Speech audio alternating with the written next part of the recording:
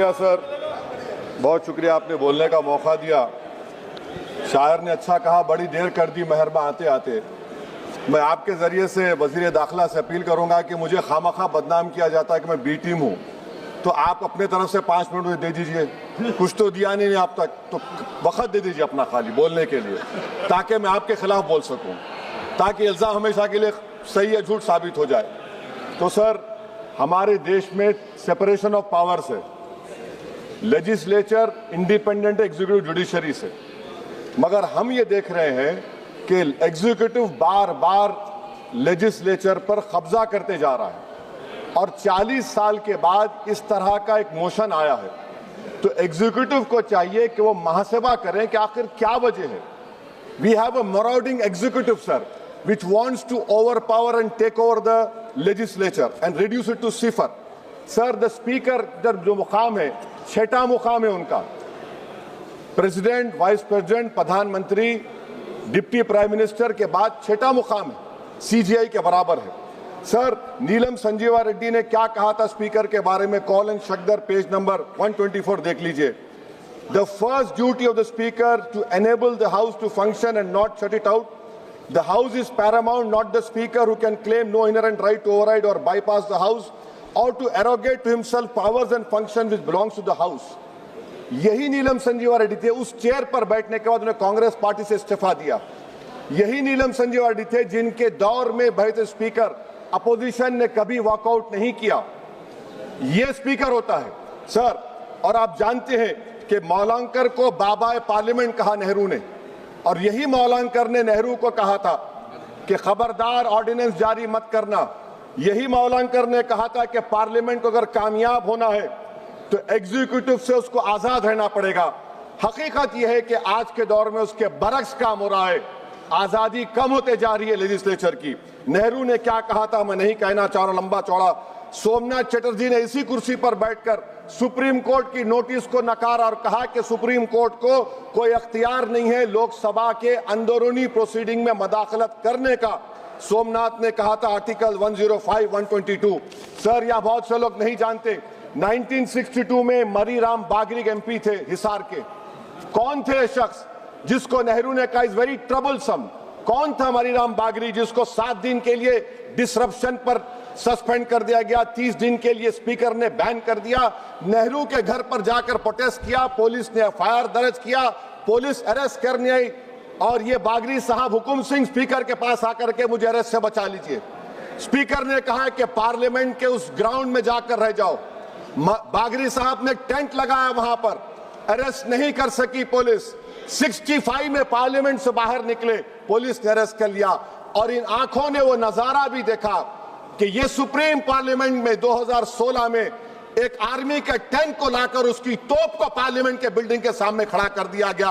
ये लेजिस्लेचर की तौहीन नहीं तो क्या है मुझे बताइए sir.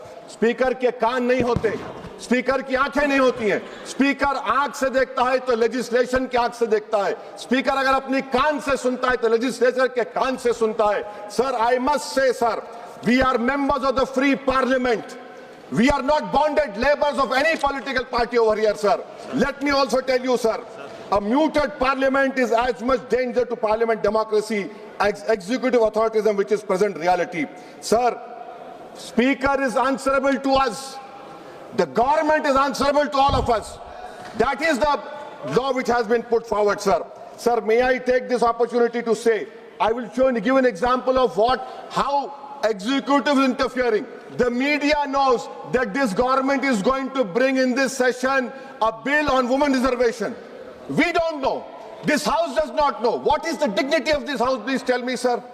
So this clearly shows that executive works in a secret and deceitful manner to decrease the glory of this august house. Sir, may I tell you that Article 98 of the... Sir, please, sir, allow me, sir. 5 minute दिए minute दिए sir. वो आप sir एक B team हूं sir, सुन लीजिए। Article 98 sir article 98, the house shall have a separate secretariat. Why have you appointed retired IAS over here? You have a separate secretariat. Where is the sovereignty of the house?